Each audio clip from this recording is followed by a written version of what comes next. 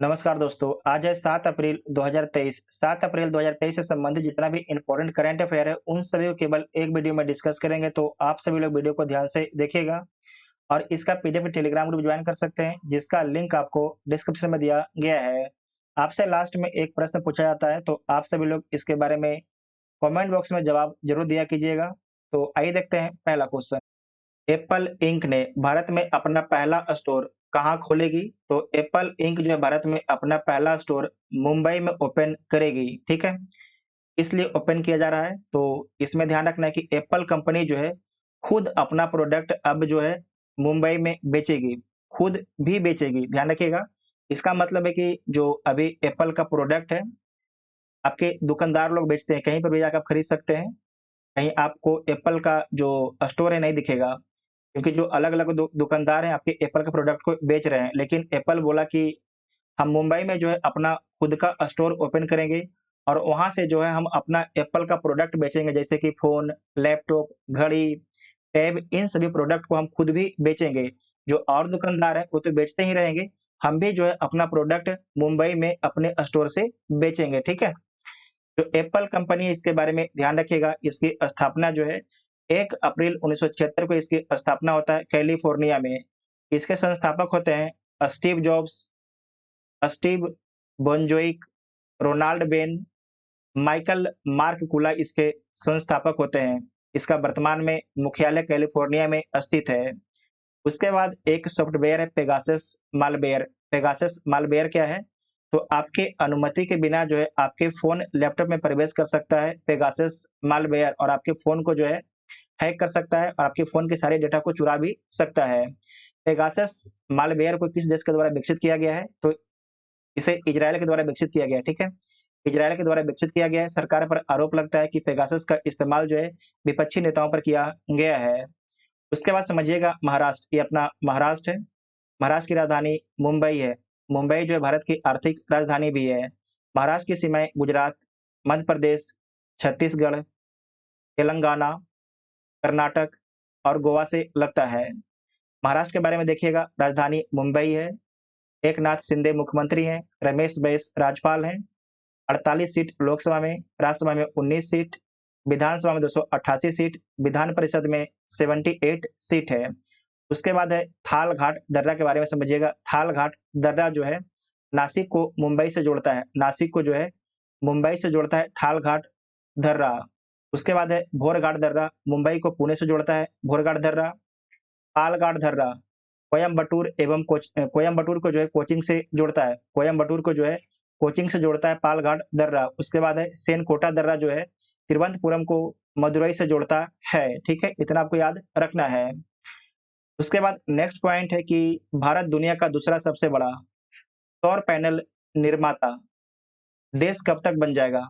तो कब तक बन जाएगा? 2026 तक बन जाएगा। एक रिपोर्ट में बोला गया है, रिपोर्ट किसके द्वारा जारी किया गया है? तो इंडिया ब्रांड इक्विटी फाउंडेशन के द्वारा बताया गया है कि भारत जो है 2026 तक पूरे दुनिया का दूसरा सबसे बड़ा सौर पैनल उत्पादक देश बन जाएगा। पहला कौन रहेगा? तो पहला आपके चीन रहेगा, दूसरा आपके भारत रहेगा, ठीक है? दूसरा आपके भारत रहेगा। भारत जो है किसे पीछे छोड़ देगा? तो जापान को पीछे छोड़कर आपके दूसरे स्थान पर भारत पहुँच जाएगा। साथ ही आपको याद रखना है कि जो इंडिया ब्रांड इक्विटी फाउंडेशन है, इसके द्वारा बोला गया था कि भारत 2020 में जो है 10 गीगावाट सौर ऊर्जा से विद्युत का उत्पादन किया था, जबकि 2030 में जो है भारत जो है 50 गीगावाट सौर ऊर्जा से विद्युत का उत्पादन कर सकता है, ठीक है? उसके बाद कुछ लक्ष्य के बारे में समझिएगा, 2023 में कौन-कौन सा लक्ष्य है सरकार का? तो 2023 में है कि ब्रॉडगेज रूट्स के 100% विद्युतीकरण करने का लक्ष्य है रेलवे का। उसके बाद है कि पूर्वोत्तर राज्यों की राजधानियों को रेल नेटवर्क से जोड़ने का लक्ष्य 2023 तक। उर्वरक क्षेत्र में आत्मनिर्भर उर्वरक क्षेत्र में जो है आत्मनिर्भर बनने का लक्ष्य 2023 तक। उसके बाद है 2025 तक का लक्ष्य देखिए, तो 100 नए एयरपोर्ट विकसित करने का लक्ष्य है। भारत को टीबी मुक्त देश बनाने का लक्ष्य है। भारत को $5 ट्रिलियन की अर्थव्यवस्था बनाने का लक्ष्य है, 2030 तक देखिएगा। भारतीय रेलवे को नेट ज़ीरो कार्बन उत्सर्जन बनाने का लक्ष्य है। विश्व की तीसरी सबसे बड़ी अर्थव्यवस्था बनाने का लक्ष्य है। भारत से पूर्ण रूप से मलेरिया उन्मूलन का लक्ष्य है। एचआईवी HIV एड्स को खत्म करने एवं मलेरिया उन्मूलन का लक्ष्य है 2030 तक। उसके बाद है 2070 में कौन सा लक्ष्य है? तो भारत द्वारा शून्य कार्बन उत्सर्जन का लक्ष्य, और दूसरा है भारत द्वारा नेट जीरो का लक्ष्य रखा गया है 2070 तक। ठीक है, 2070 तक इसे नोट कीजिएगा, इंपॉर्टेंट पॉइंट है। उसके बाद है कि किस राज्य या केंद्र शासित प्रदेश की वुड कार्विंग को जीआई टैग मिला है? बहुत ही अच्छा पॉइंट है कि किस राज्य या केंद्र शासित प्रदेश की वुड कार्विंग को जो है जीआई टैग मिला है? तो लद्दाख के जो है वुड कार्विंग को जीआई टैग दिया गया है। ये वुड कार्विंग होता क्या है कि यहाँ पर देखिए बहुत सा नक्काशी दिख रहा है आपको। तो ये नक्काशी किया गया है, काठ जो होता है ना, जैसे कि आप पलंग देखे होंगे तो पलंग में फूल पत्ती बना होता है, तो उसी को बोलते हैं वुड कार्विंग। तो काठ पर जो आपके कलाकृति बनाई जाती है उसको बोला जाता है वुड कार्विंग। तो उसी को जो है जीआई टैग दिया गया है लद्दाख को। ठीक है, लद्दाख को जीआई टैग दिया गया है। भारत का पहला जीआई टैग किसे दिया गया था? तो दार्जिलिंग चाय को दिया गया है, 2004-5 में दिया गया था। उसके बाद है कि रक्त से कार्पो खुबानी वुड कार्विंग को जीआई टैग दिया गया है लद्दाख को। गमोचा एक तरीके से गमछा होता है। जुडिम्मा राइस को जीआई टैग दिया गया है असम राज्य का। बिल्लो क्रिकेट बैट और गुच्छी मशरूम को जीआई टैग दिया गया है जम्मू कश्मीर का। उसके बाद है कि बाडा कोलम चावल को जीआई टैग दिया गया है महाराष्ट्र का। सिरार खेंग हाथी मिर्च को जीआई टैग दिया गया है मणिपुर का। कश्मीर केसर बसोहली पेंटिंग, कश्मीर केसर बसोहली पेंटिंग को जीआई टैग दिया गया है जम्मू और कश्मीर का। रसगुल्ला को उड़ीसा का। कांगड़ा चाय को आपको याद रखना कि हाल ही में जो है यूरोपीय देशों के द्वारा जीआई टैग दिया गया है कांगड़ा चाय को। मिर्ची चावल को बिहार का जीआई टैग दिया गया है। बिहार में आपको याद रखना है कि पश्चिम चंपारण में फेमस है, पश्चिम चंपारण में फेमस है मिर्ची चावल। ठीक है, उसके बाद आपको याद रखना है कि वित्त वर्ष 2023 में सबसे अधिक जीआई टैग केरल राज्य को प्राप्त हुआ था। सबसे अधिक जो जीआई टैग है केरल राज्य को प्राप्त हुआ था वित्त वर्ष 2023 में। नेक्स्ट पॉइंट है कि सार्वजनिक क्षेत्र के बैंकों ने आरबीआई को कितने लावारिस जमा राशि को ट्रांसफर किया है? बहुत ही अच्छा पॉइंट है कि जो सार्वजनिक क्षेत्र के बैंक जैसे कि पंजाब, एसबीआई, इन सभी बैंकों ने जो है आरबीआई को कितने लावारिस जमा राशि को ट्रांसफर किया है? तो 35,012 करोड़ रुपया जो है, जिसका कोई माई बाप नहीं था उस पैसे का, उस जो पैसा ट्रांसफर कर दिया गया है जो आपके सार्वजनिक बैंक है जैसे पंजाब नेशनल बैंक, एसबीआई, इन सभी बैंकों के द्वारा जो है आरबीआई को पैसा ट्रांसफर कर दिया गया है। लावारिस पैसा किसे बोला जाता है? यहाँ पर ध्यान से समझिएगा कि अगर कोई मान लीजिए एक आदमी जो है पैसा जमा कर दिया बैंक में जाके और 10 साल तक जो उस पैसे को देखने के लिए नहीं जाता है, और बैंक जो है उस आदमी को ढूंढता भी है कि वो आदमी कहाँ है जिसका ये पैसा है, लेकिन वो आदमी नहीं मिलता है 10 साल तक, तो बैंक समझती है कि ये पैसा क्या है? लावारिस है, इसका कोई भी माई बाप नहीं है। तो इस पैसे को जो है आरबीआई को ट्रांसफर कर दिया जाता है। इस पैसे को जो है आरबीआई को ट्रांसफर कर दिया जाता है। आरबीआई के जो है शिक्षा और जागरूकता कोष में इस पैसे को ट्रांसफर कर दिया जाता है। इस बात को ध्यान में रखिएगा। उसके बाद है आरबीआई। आरबीआई की स्थापना कब होता है? तो 1 अप्रैल 1935 को जो है आरबीआई की स्थापना होता है 1934 के एक्ट के माध्यम से। और ध्यान रखना है हिल्टन आयोग की सिफारिश पर जो है आरबीआई की स्थापना होता है। जो हिल्टन आयोग है अपनी सिफारिश कब देता है? तो 1926 में अपनी सिफारिश देता है। मुख्यालय मुंबई है, शुरुआत में इसका जो मुख्यालय है कलकत्ता था। ठीक है, शुरुआत में इसका मुख्यालय आपके कोलकाता था। राष्ट्रीयकरण 1949 में होता है, 1/1/1949 में जो है इसका राष्ट्रीयकरण किया गया था। आरबीआई का पहला गवर्नर कौन थे? तो सर ओसबॉर्न स्मिथ थे। सर ओसबॉर्न स्मिथ 1937 में बनते हैं। प्रथम भारतीय गवर्नर सीडी देशमुख हैं। वर्तमान में गवर्नर शक्तिकांत दास हैं, ये 25वें नंबर के गवर्नर हैं। और वर्तमान में वित्त मंत्री निर्मला सीतारमन है। उसके बाद नेक्स्ट पॉइंट है कि इंडिया पोस्ट पेमेंट बैंक ने व्हाट्सएप बैंकिंग सेवा शुरू की है, इसे नोट कीजिएगा। भारत का पहला जो गोल्ड एटीएम है हैदराबाद में खोला गया है। केंद्र सरकार ने जो है सरकारी कर्मचारियों के जो महंगाई भत्ते हैं उसमें 4% की वृद्धि की है। साथ ही आपको याद रखना है कि यूरो को जो है मुद्रा के रूप में अपनाने वाला 20वां देश कौन बन गया है? तो क्रोएशिया बन गया है। क्रोएशिया जो है यूरो को अपनाने वाला 20वां देश बन गया है। पोलैंड का सर्वोच्च सम्मान order of the white eagle से किसे सम्मानित किया गया है? तो order of the white eagle से जो है वोलोदिमीर जेलेंस्की को सम्मानित किया गया है। वोलोदिमीर जेलेंस्की कौन है? तो यूक्रेन के राष्ट्रपति हैं, ठीक है, यूक्रेन के राष्ट्रपति हैं व्लादिमीर जेलेंस्की। उसके बाद है कि लुइस कैफ्रेली को कौन सा पुरस्कार मिला था, तो इन्हें एबल पुरस्कार मिला था, एबल पुरस्कार मिला था।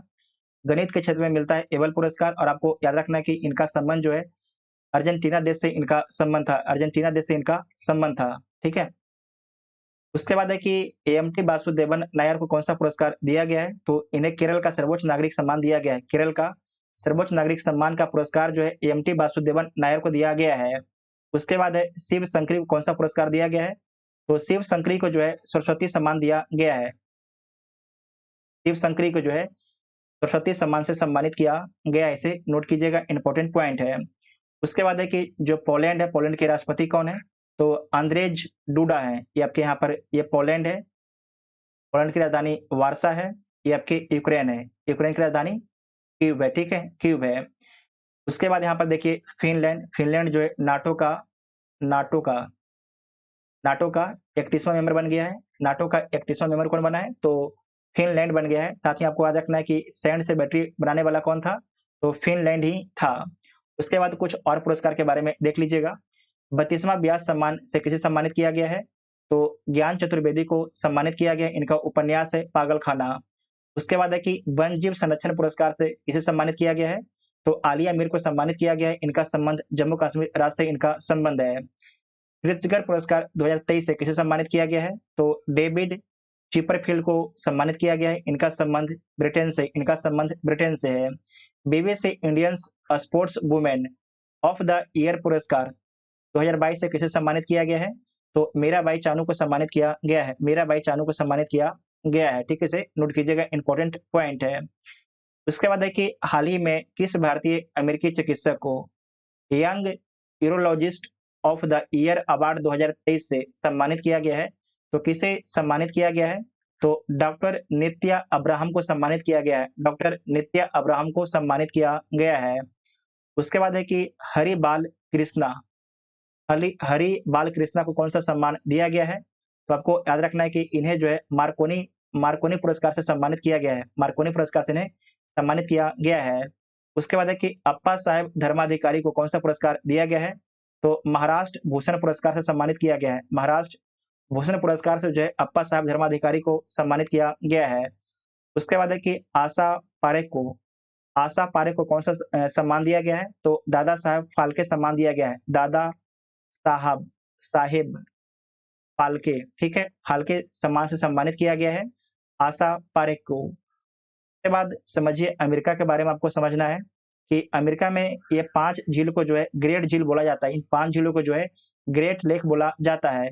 इसमें आपको याद रखना है कि इंपॉर्टेंट एक लेक है मिशिगन झील, ठीक है, मिशिगन झील याद रखिएगा, ये केवल और केवल यूएसए में स्थित है, केवल और केवल जो है अमेरिका में स्थित है मिशिगन झील। उसके बाद lake superior, lake Heron, lake eri, lake Ontario, ये चारों झील जो है, ये चारों झील आपके अमेरिका, यूएसए और कनाडा की सीमा पर हैं, ठीक है, यूएसए और कनाडा की सीमा पर स्थित है ये चारों झील। उसके बाद जो कनाडा है उसके कुछ झील के बारे में देख लीजिएगा, ये आपकी ग्रेट झील है, ठीक है, ये 5 झील है। उसके बाद है लेक विनिपेग, ये आपके लेक विनिपेग है, रेनडियर झील, लेक अथबास्का, ये आपका है ग्रेट स्लेव लेक है। उसके बाद ये आपका है ग्रेट बियर लेक है, इसे आप लोग ध्यान रखिएगा, नॉर्थ से साउथ करके इसे याद रखिएगा, आपसे पूछा जाता है सजाने के लिए, ठीक है। यहाँ पर देखिए जो विनिपेग है, विनिपेग के बारे में याद रखिएगा कि यहाँ पर एक लोकेशन है विनिपेग, ठीक है, जो दुनिया का गेहूं की मंडी बोला जाता है विनिपेग को, ठीक है। उसके बाद नेक्स्ट है कि हाल ही में फीफा अंडर 17 विश्व कप 2023 की मेजबानी किस देश से वापस ले ली है, तो किससे वापस ले लिया गया है, तो पेरू से वापस ले लिया गया है। और तर्क देखिए, जो दबी जुबान में तर्क दिया गया है कि जो पेरू है, पेरू उस तरीके से इंतजाम नहीं कर पाया था कि फीफा अंडर 17 विश्व कप का आयोजन किया जाए, इसीलिए जो है जो फीफा है उस फीफा जो है, फीफा संगठन जो है उसने वापस ले लिया है कि आपके देश में जो है फीफा अंडर 17 विश्व कप का आयोजन नहीं किया जाएगा। जो फीफा इसका फुल फॉर्म क्या होता है, तो federation international D football association इसका फुल फॉर्म होता है। और जो फीफा है इसकी स्थापना 21 मई 1904 को किया गया था, मुख्यालय ज्यूरिख में इसका मुख्यालय है, ज्यूरिख। स्विट्जरलैंड में, और वर्तमान में अध्यक्ष कौन है? तो जियानी इन्फेंटिनो जो है वर्तमान में फीफा के अध्यक्ष हैं। यहाँ पेरू कहाँ पर है? ये आपके पेरू है, ठीक है, याद रखिएगा। पेरू की राजधानी आपकी लीमा है। यहाँ पर एक देखिए आपको झील दिख रहा है, टिटिकाका झील।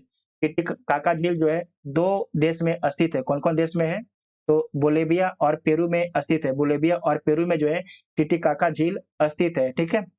और आपको एक पॉइंट ये भी याद रखना है कि ये जो ब्राज़ील है, ब्राज़ील की सीमा जो है साउथ अमेरिका में केवल किस देश से नहीं लगती है? तो केवल 2 देश से नहीं लगती है। एक देश का नाम है इक्वाडोर, दूसरा का नाम आपका है चिली, ठीक है। इन 2 देशों से जो है ब्राज़ील की सीमा नहीं लगती है, बाकी जो साउथ अमेरिका के देश हैं, सारे देशों से जो है ब्राज़ील की सीमा लगती है। नेक्स्ट पॉइंट है कि हाल ही में मैरीलोबॉन क्रिकेट क्लब की मानद आजीवन सदस्यता से किसे सम्मानित किया गया है? तो महेंद्र सिंह धोनी, युवराज सिंह, मिताली राज, इन सभी को सम्मानित किया गया है। साथ ही झूलन गोस्वामी और सुरेश रैना, इन्हें भी सम्मानित किया गया है। मैरीलेबॉन क्रिकेट क्लब में इन्हें भी आपके शामिल किया गया है, ठीक है। उसके बाद इसमें ध्यान रखना है कि जो मैरीलेबॉन क्रिकेट क्लब है, ये लंदन में स्थित है। इसकी स्थापना 1987 सॉरी इसकी जो स्थापना है 1787 में किया गया था। यह दुनिया का सबसे प्रतिष्ठित क्रिकेट क्लबों में से एक है। और क्रिकेट के नियमों के लिए जिम्मेदार कौन है? तो मैरीलेबॉन क्रिकेट क्लब है, ठीक है। इसके बाद है कि Honda motorcycle and scooter India ने होंडा मोटर कंपनी का एमडी और सीईओ किसे नियुक्त किया है? तो किसे नियुक्त किया है? ये नियुक्त किया है सत्सुसु ओटानी को। सत्सुसु ओटानी को पहले कौन थे? तो पहले थे अतसुशी ओगाटा थे, अब बन गए हैं सत्सुसु ओटानी बन गए हैं, ठीक है। और जो नील मोहन, इनके बारे में याद रखिएगा, नील मोहन जो है यूट्यूब के सीईओ हैं। यूट्यूब के सीईओ कौन है? तो नील मोहन है। उसके बाद देखिए केनेची उमेदा, इनके बारे में याद रखना है कि सुजुकी मोटरसाइकिल इंडिया के जो है नए प्रबंध निर्देशक बने हैं केनेची उमेदा, ठीक है। केनेची उमेदा, इसे नोट कीजिएगा, इंपॉर्टेंट पॉइंट है। उसके बाद है कि जो होंडा कंपनी है, इसकी स्थापना कब होता है? तो 1948 में जो होंडा कंपनी की स्थापना होता है। और इसका हेडक्वार्टर कहाँ है? तो टोक्यो में इसका हेडक्वार्टर है। जापान की राजधानी टोक्यो में इसका हेडक्वार्टर है। नेक्स्ट पॉइंट है कि चीन की युआन रिम्बिबी ने किस देश में सबसे अधिक कारोबारी वाली मुद्रा के रूप में डॉलर को प्रतिस्थापित किया है? तो किस देश में प्रतिस्थापित किया है? तो रूस में प्रतिस्थापित कर दिया है। तो सी इसका राइट आंसर हो जाएगा।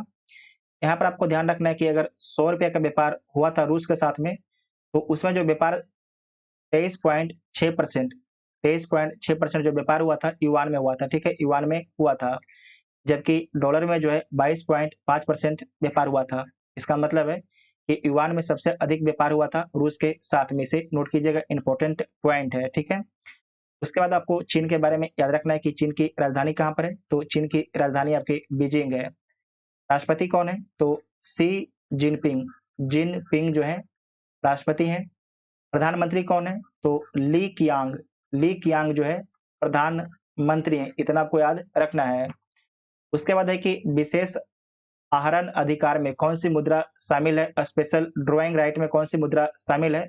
डॉलर, पाउंड, यूरो, येन जापान की, युआन, ये 5 मुद्राओं को जो है स्पेशल ड्राइंग राइट में शामिल किया गया है। इसे नोट कीजिएगा, पूछा जाता है प्रश्न। उसके बाद है कि विदेशी मुद्रा भंडार में जो है किसे शामिल किया जाता है? तो विदेशी विदेशी मुद्रा, सोना, एसडीआर। उसके बाद है कि आईएमएफ, इंटरनेशनल मॉनेटरी फंड में जो आपकी रिजर्व जमा है, उसे भी जो है विदेशी मुद्रा में काउंट किया जाता है। इसे नोट कीजिएगा, इंपॉर्टेंट पॉइंट है। उसके बाद है कि अंतर्राष्ट्रीय मुद्रा कोष की स्थापना कब होता है? तो 1944 में अंतर्राष्ट्रीय मुद्रा कोष की स्थापना होता है। पिछले वीडियो में पूछा गया प्रश्न का उत्तर देख लीजिए।